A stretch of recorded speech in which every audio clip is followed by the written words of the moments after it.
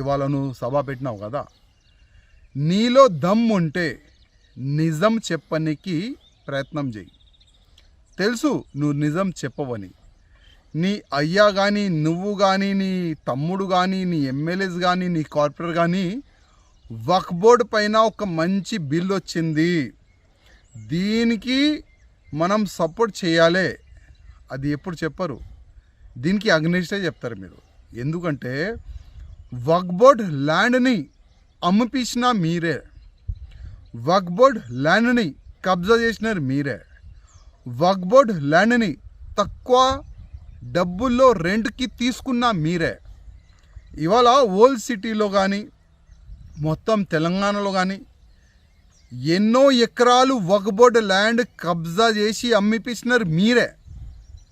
అప్పుడు మీకు యాద్ రాలేదా?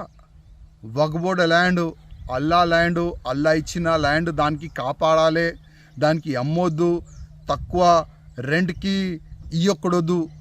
అప్పుడు యాద్ రాలేదా?